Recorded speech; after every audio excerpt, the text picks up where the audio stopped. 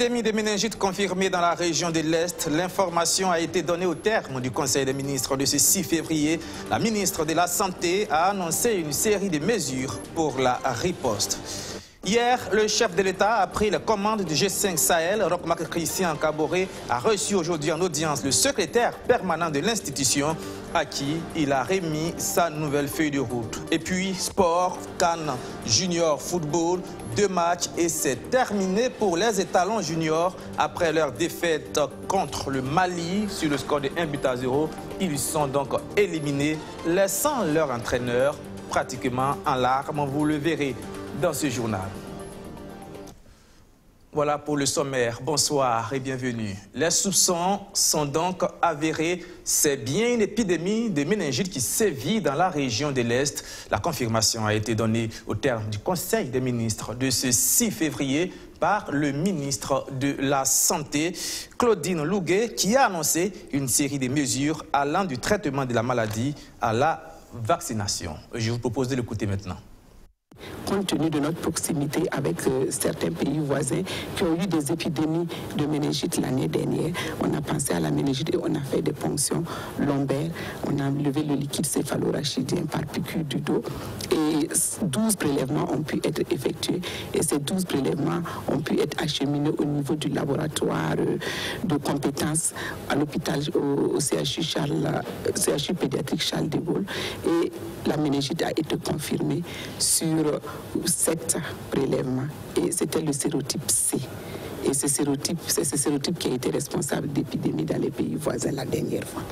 Nous avons continué nos investigations et le seuil de 10 patients pour 100 000 habitants a été dépassé. Nous étions à 17 patients pour 100 000 habitants, donc nous sommes en épidémie. Donc l'épidémie a été déclarée à Boutou et nous avons mis en place des stratégies pour sensibiliser les populations à aller dans les structures sanitaires et depuis ce jour, il n'y a pas eu de mort. Nous avons mis également des stratégies qui visaient à disponibiliser les traitements pour les populations sur place. Et maintenant, nous sommes en train de prendre la situation en main par la vaccination, puisque l'épidémie de méningite a été déclarée, le sérotype est connu, et nous allons utiliser le vaccin tétravalent, c'est-à-dire qui vise le sérotype A, C, Y et W135. Donc ce vaccin sera déjà en train d'être acheminé au niveau du centre Est.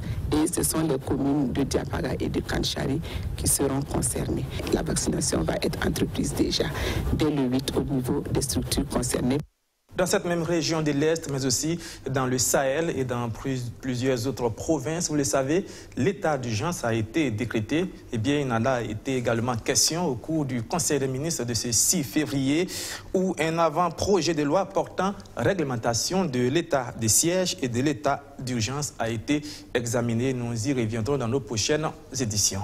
Maintenant, si je vous dis haricots secs, pois de chiche ou encore niébé, vous devez me répondre légumineuses. Au Burkina Faso, la production a augmenté d'environ 15% en 5 ans grâce aux actions du ministère de l'Agriculture qui fondent beaucoup d'espoir sur ces légumes pour la sécurité alimentaire et nutritionnelle. De tout cela, il sera question le 11 février prochain au cours de la Journée mondiale des légumineuses. Les détails avec Sandrine Zogori. De la Journée internationale des légumineuses en 2017 à la Journée des légumineuses en 2018, le Burkina Faso n'a de cesse contribué à la valorisation des filières agricoles à forte potentialité nutritionnelle et de création d'emplois. L'idée d'institutionnaliser une Journée mondiale des légumineuses est même partie de Ouagadougou en 2017 et a été favorablement reçue par l'Assemblée générale des Nations unies. Le 11 février prochain, le pays a l'honneur d'abriter la toute première Journée mondiale des légumineuses placée sous le thème des légumineuses pour renforcer les sources de revenus et les moyens d'existence des ménages. Cette célébration a pour objectif de promouvoir le développement des chaînes de valeur des légumineuses dans le monde en général et au Burkina Faso en particulier. Les objectifs poursuivis sont sensibiliser l'opinion publique nationale et internationale sur l'importante contribution des légumineuses dans l'atteinte de la sécurité alimentaire et nutritionnelle, mettre en exemple les potentialités des légumineuses, mener un plaidoyer en vue de la mobilisation du financement pour la promotion des légumineuses. Selon le ministère en charge de l'Agriculture, la promotion des légumineuses au Burkina Faso a connu une grande évolution. Le bilan, qu'est-ce qui a changé? Le ministre disait si bien qu'il y avait sur l'année, donc un accroissement, une variation positive de 21%. Mais si on regarde sur les 5 ans pour la variation quinquennale, on est à près de 15%. Donc ça veut dire que c'est des actions qui ont permis quand même de booster la production des légumineuses et que le Burkina a eu raison quand même de s'investir dans ce domaine et que les actions qui sont menées portent fruit. Cette première journée mondiale des légumineuses servira de cadre de promotion de ces filières agricoles. Le programme de la commémoration prévoit une exposition des potentialités nationales en matière de légumineuses. Il sera donné à voir des produits alimentaires fabriqués à base de légumineuses et leurs dérivés, ainsi que des produits animaliers en rapport avec cette catégorie de culture. À l'occasion de cette célébration, le Burkina Faso entend lever des fonds pour le développement des légumineuses au plan national. Le budget alloué à l'organisation de cette première journée mondiale des légumineuses s'élève à 40 millions de francs CFA. Et dans la promotion des légumineuses pour la lutte contre la faim, le Burkina Faso peut bien compter sur l'appui du Programme alimentaire mondial. Le PAM qui met en place un programme dénommé Initiative Résilience avec pour élément principal l'approche participative. Le compte rendu de Rémi Lambert-Nébier. La lutte contre la faim est l'une des préoccupations de l'État burkinabé. Les multiples actions engagées dans ce sens seraient vaines s'ils ne bénéficiaient pas de l'appui de certains partenaires comme le Programme alimentaire mondial PAM. Le PAM intervient dans ce domaine au Burkina Faso par l'initiative Résilience, engagée à l'échelle sous-régionale.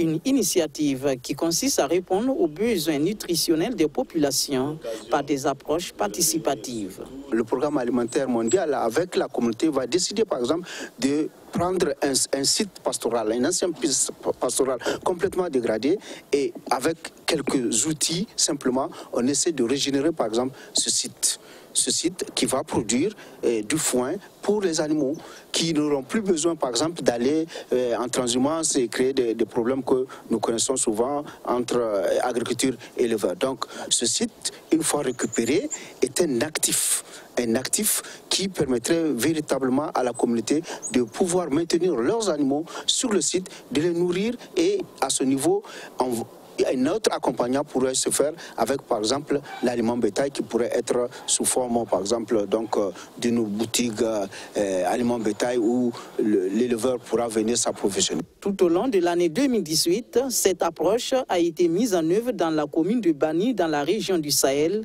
où un paquet d'activités sont en expérimentation en collaboration avec la population. Il y a une cantine scolaire qui, elle, bénéficie de l'assistance alimentaire pour que les enfants puissent aller régulièrement à l'école, notamment les jeunes filles qui, en général, sont amenées à rester à la maison ou à quitter l'école un peu plus tôt. Nous avons également, avec la communauté, aménagé un site maraîcher dont l'objectif est de produire davantage pour diversifier l'alimentation au niveau local, particulièrement des femmes enceintes et des femmes allaitantes, pour que ces femmes puissent bénéficier d'une alimentation assez riche, leur permettant de faire face aux besoins nutritionnels de leur état. Mais il faut aussi également ajouter que le site maraîcher sera un site d'apprentissage pour les enfants des classes de CM, qui de temps en temps vont aller sur le site apprendre comment est-ce qu'on peut faire du maraîchage. Parce que tout le monde n'est pas appelé à réussir à l'école. Et une fois que l'enfant, déjà à son bas âge, apprend les techniques agricoles, ça veut dire que si aujourd'hui ou demain, il quitte l'école, c'est pas ce qu'on souhaite, il pourra facilement s'insérer au niveau de la communauté. Cette phase pilote qui augure de bons résultats sera dupliquée dans les régions du Nord, du Centre-Nord, de l'Est et du Sahel. Réunis dans le cadre de cet atelier bilan, les acteurs de sa mise en œuvre doivent également planifier les différentes actions à engager en 2019 dans les 4 régions concernées. Hier, le Burkina Faso a célébré en différé la journée mondiale des zones humides. Une cérémonie au cours de laquelle le ministre de l'Environnement a reçu les attestations qui déclarent 3 sites burkinabés zones humides d'importance internationale. Madina Sinou. La vallée du Sourou, le complexe des protégés pour Nazenga Sicily et le parc urbain Banguruego. 3 sites burkinabés déclarés zones humides d'importance internationale par la Convention Ramsar. Cette prestigieuse reconnaissance est attribuée aux villes qui encouragent constamment la conservation et l'utilisation rationnelle des zones humides dans leurs limites. Lorsque la zone est déclarée site Ramsar, ça veut dire que la zone est conservée. Ça veut dire qu'on ne peut plus utiliser cette zone comme on le faisait avant. Et également, le gouvernement, à travers la Convention Ramsar, doit aménager pour préserver cet acquis, également préserver l'ensemble des écosystèmes qui composent ces sites. Aujourd'hui, au niveau du parc Wango, quand vous regardez la dégradation continue, depuis que nous avons eu cette occasion de pouvoir avoir le parc Wango comme site Ramsar, en collaboration avec la commune de Ouagadougou, nous allons élaborer une feuille de route pour aménager non seulement ce parc, mais surtout de le protéger pour éviter à ce que ce parc se dégrade au profit bien sûr des populations, au profit de la ville de Ouagadougou, parce que c'est le poumon vert de la ville de Ouagadougou aujourd'hui. Les zones humides contribuent à la lutte contre les changements climatiques. Elles couvrent 3% des terres de la planète et retiennent 30% de tout le carbone terrestre selon le ministre en charge de l'environnement. Et pour la préservation des zones déclarées sites Ramsar, le Burkina Faso peut déjà compter sur l'accompagnement de la Suisse. D'abord, en ce qui concerne la méthodologie de gestion de ces zones humides, comment se fait effectivement l'accompagnement pour mettre en œuvre des mesures de protection? Comment également on peut envoyer des techniciens qui s'y connaissent en matière hydrologique, en matière hydraulique, mais également en matière de gestion de la pollution. Nous accompagnons également les pays à soumettre une série de projets. Le Burkina bénéficie d'un certain nombre de projets liés aux zones humides qui relèvent de la mobilisation financière interne à l'intérieur. Alors, je pense que tout ce qui est en train de se passer actuellement montre que dans un avenir très proche, le Burkina pourra soumettre une série de projets à des bailleurs de fonds multilatéraux et bilatéraux pour pouvoir accompagner la mise en œuvre de plans de gestion de ces sites-là. C'est à l'occasion de la célébration en différé de la Journée mondiale des zones humides placée sous le thème Zones humides et changement climatique que le ministre en charge de l'Environnement a reçu les 3 attestations des sites Ramsar. Venons-en à présent à cette audience que le chef de l'État, président en exercice du G5 Sahel, a accordée au secrétaire permanent de l'institution, une audience au cours de laquelle Maman Sambo Sidoukou a pris connaissance de sa nouvelle feuille de route. Abdourazak Traoré. Pas de temps à perdre. Aussitôt après la remise du flambeau, juste le lendemain, le nouveau président en exercice du G5 Sahel passe à l'action. Rochmar Christian Kabouré, entouré des ministres en charge des aménagements du territoire, de la défense, de la sécurité et des finances, explique sa feuille de route au secrétaire permanent de la force conjointe G5 Sahel. Environ 2 heures d'échange et les choses sont bien claires. Nous sommes intéressés aux questions essentielles de sécurisation des populations, j'ai dit, et le président Kaboré vient de me donner ses instructions, pour l'opérationnalisation de la force conjointe, l'opérationnalisation effective, pour la mobilisation des ressources pour le développement de nos régions, surtout les plus fragiles, sur les frontières, en particulier le programme de développement d'urgence du G5 Sahel. C'est un secret de polichinelle que de dire que le G5 Sahel ne bénéficie pas d'un total soutien à l'international. Avec le chef de l'État burkinabé en tête, c'est une donne qui devrait changer. Dans les priorités, le Burkina Faso veut aller vite et bien dans la sécurisation des personnes et des biens. Le président du Faso a convoqué une réunion dans quelques jours avec les ministres de la Défense des 5 pays, mais également il y aura les chefs d'état-major des 5 pays, il y aura aussi le commandant de la force conjointe qui va être là, tout ça pour voir avec ces différentes structures, ces différentes parties, comment est-ce qu'on peut aller vite vers donc une pleine opérationnalisation de la force conjointe. La force conjointe existe déjà, elle mène déjà des opérations avec succès, comme les chefs d'État l'ont relevé hier, mais ce sont des opérations qui sont ponctuelles et il s'agit maintenant de faire en sorte que la force conjointe puisse donc opérer de façon permanente. Que les questions de femmes et de jeunesse, qui sont des questions essentielles, soient prises en compte et que le secrétariat permanent soit renforcé pour faire face au travail qui lui est demandé. Nous avons suivi attentivement les recommandations du président, nous avons pris note avec des délais assez précis de mise en œuvre. Dans la feuille de route du président en exercice du G5 Sahel figure en bonne place la cohésion sociale, la tolérance et le vivre ensemble. Ce volet sera au cœur des tâches assignées au secrétaire permanent de la force commune. Dans la même dynamique, l'équipe devrait s'atteler à l'ouverture des écoles fermées suite aux attaques terroristes afin de ramener ces milliers de scolaires dans les classes. La suite du procès du putsch manqué de septembre 2015, les auditions des témoins se poursuivent. Aujourd'hui a pris fin l'interrogatoire du président du CDP, Edi Kamboyogo, a campé sur ses positions. Après lui, c'est le lieutenant-colonel de la gendarmerie, Koulibaly Kanou, qui est passé à la barre pour son témoignage. Le résumé de l'audience avec Luc Pabelgem.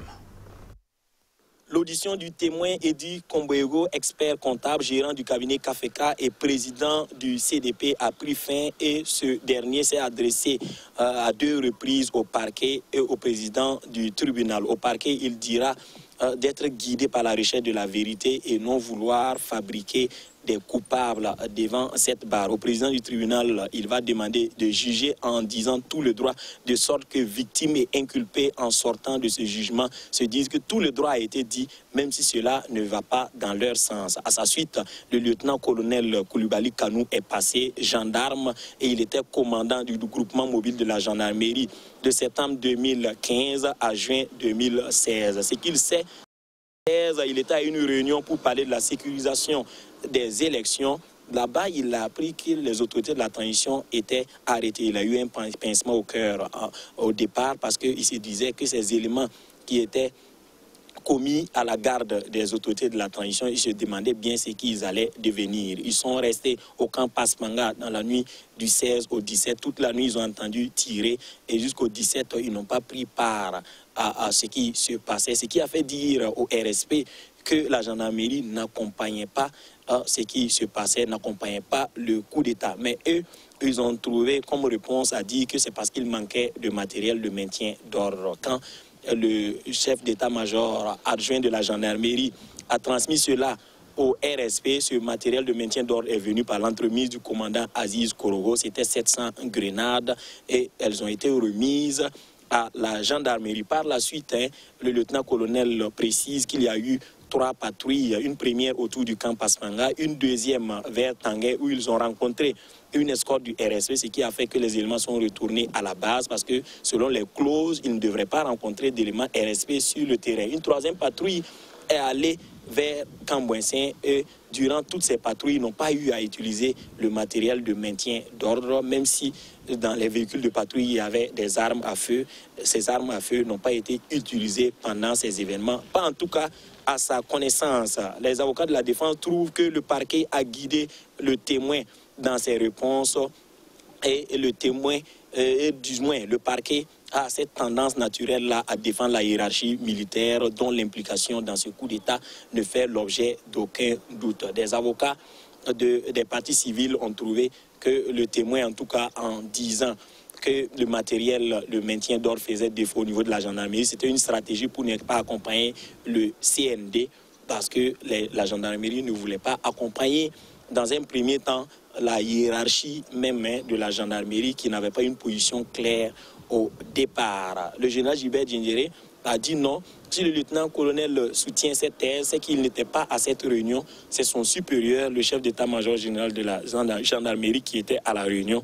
Et s'il n'était pas d'accord avec lui, les instructions ne seraient pas descendues jusqu'au lieutenant-colonel. Et s'ils ont reçu le matériel, c'est que toute la hiérarchie militaire l'a accompagné. Il tenait à préciser cela. Le lieutenant-colonel n'était pas à la réunion. Son supérieur direct aussi, qui est le chef d'état-major général de la gendarmerie adjoint, lui aussi, il n'était pas à cette réunion. Donc si l'information descendait, ça venait d'un autre supérieur. L'audition du lieutenant-colonel Koulibaly Kanou a pris fin et l'audition des témoins se poursuit ce 8 février, toujours avec la 3e liste de témoins.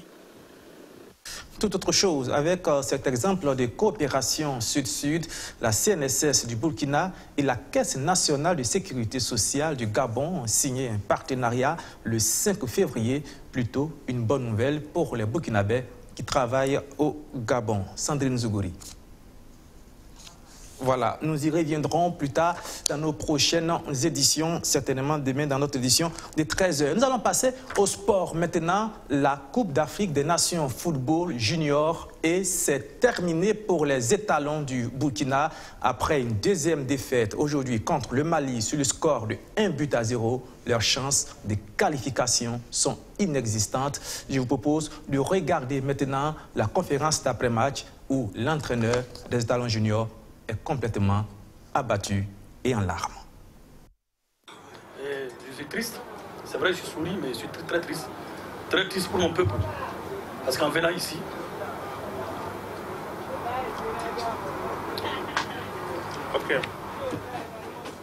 La douleur dans la voix, Séraphin Dargani, le sélectionneur des étalons U20, la mauvaise. Malgré ses larmes, il ne peut rien. Son équipe est à 99% éliminée. Pourtant, dans l'obligation de gagner, le 11 junior burkinabé n'a pu remonter le but concédé à la 52e minute face aux Aiglons du Mali. Une défaite qui précipite l'élimination des étalons. Pour Séraphin Dargani, les joueurs assument la responsabilité de la défaite. J'aurais aimé vraiment, ne serait-ce que faire le nul, parce que quand même on le méritait, que de baisser la tête à la fin donc, de ce match.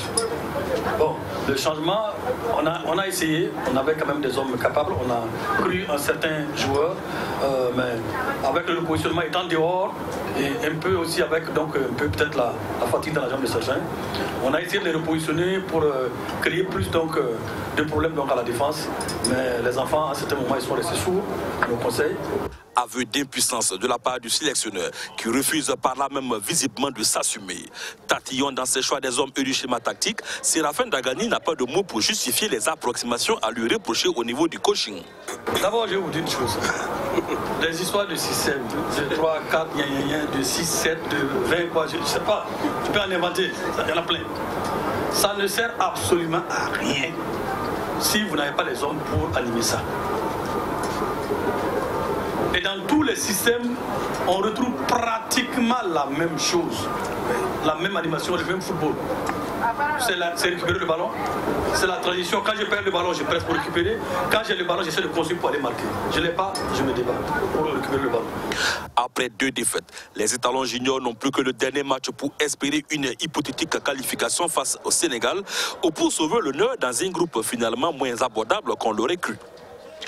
Voilà, pour ce dernier match, les étalons du Burkina seront confrontés au Sénégal et nous espérons qu'il y aura au moins une victoire pour sauver les honneurs. Et c'est ici que prend fin ce journal. Merci de l'avoir suivi. Merci de votre fidélité renouvelée.